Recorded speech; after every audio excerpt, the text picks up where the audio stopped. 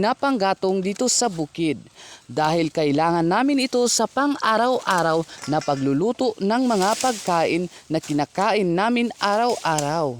Ang mga kahoy kasi na panggatong na aming ginagamit ay hindi namin binibili, kundi hinahanap lang namin kung saan meron. Dahil nga sa libre ito ay kailangan na muna naming paghirapan bago ito makuha. Siyempre gaya ng ginagawa ko na sinasalingsingan ko yung mga sanga. Ang mga sanga na ito ay nanggaling sa puno ng guma kung saan pinutol dahil nga nakakaharang o nakakasagabal sa paglaki ng palay dito sa palayan na kung saan ay katabi niya lamang. Alam naman natin na ang tanim ay kailangan ng sikat ng araw para ito ay lumaki ng maayos o maganda, di ba? Kung tatanungin nyo kung mamamatay ba ang puno ng guma o rubber dahil kinunan ng sanga, hindi, dahil merong uusbong na mga bagong salingsing o mga branches nito o mga sanga. Balik tayo sa ginagawa ko na pagkuha ng kahoy. Kung tatanungin nyo ako kung mahirap ba yung ginagawa ko na pagsalingsing sa mga sanga ng kahoy na ito, ang sagot ko ay oo. Wala namang madali, di ba?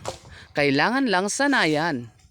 Pero dahil nga dito ay medyo sanay na rin ako o matagal ko na rin itong ginagawa, ay nahihirapan pa rin naman ako, lalong-lalo na pag yung liko-liko yung mga sanga. Ang kailangan lang ay tiyaga at pag-iingat para hindi tayo madisgrasya o masugatan o ano paman. Kaya paalala, kahit anong gagawin natin ay kailangan nating mag-ingat dahil ang disgrasya ay hindi natin alam kung kailan darating.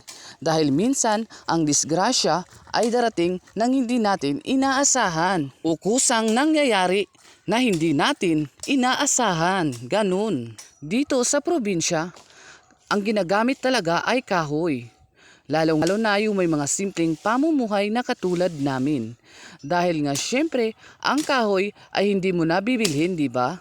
Marami lang ito sa paligid. Sa madaling salita, ang kahoy na panggatong ang pangunahing ginagamit dito sa probinsya. Lalong-lalo na yung may mga payak na pamumuhay na katulad namin.